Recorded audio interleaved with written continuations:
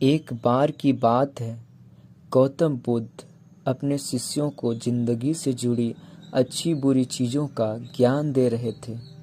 सभी शिष्य उनकी बातों को बहुत ध्यान से सुन रहे थे। उन सभी में एक शिष्य ऐसा था जिसे प्रश्न पूछने की बहुत आदत थी।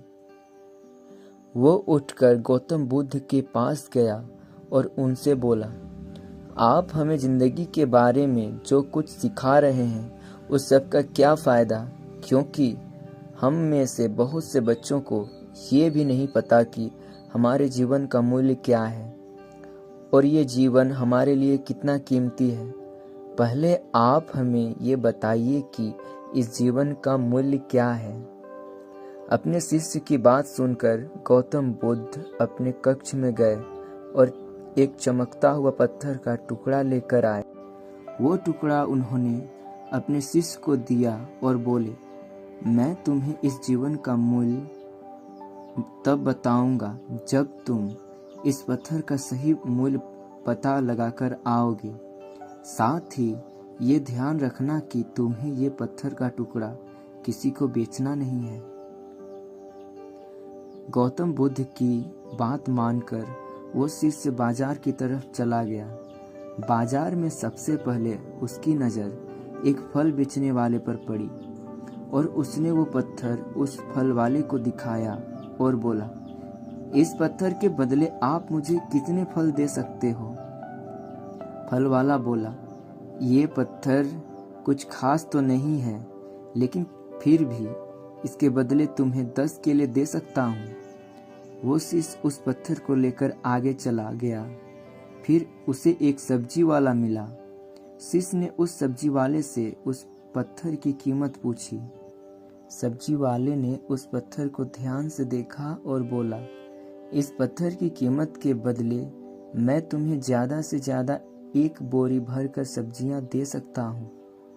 इसके बाद वो शिष्य उस पत्थर को लेकर एक सोने के व्यापारी के पास गया। उस पत्थर के टुकड़े की चमक देखते ही उस सुनार ने उसकी कीमत 100 सोने के सिक्के लगाई।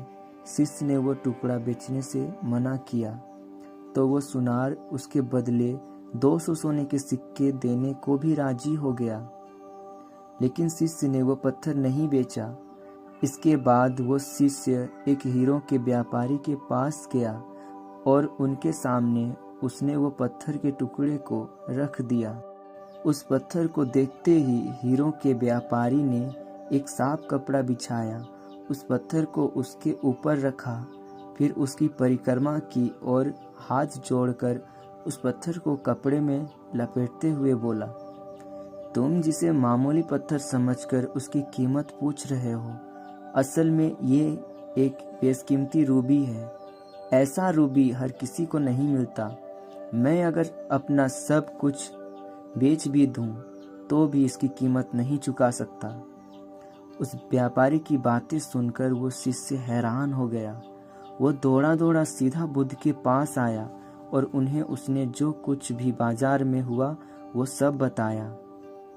उसकी अचरज भरी बातें सुनकर गौतम बुद्ध बोले, तुम्हारे सवालों का जवाब इस रूबी की कीमत में ही छिपा है। हमारा जीवन भी एक रूबी है। रूबी की तरह ये भी बेशकीमती है, लेकिन इस बात को हमेशा नज़रअंदाज करते हैं और अपने जीवन का मूल्य नहीं समझते। हम दूसरों को देखकर और उनके जैसा जीवन जीने की कोशिश में अपने जीवन की कीमत को कम कर देते हैं।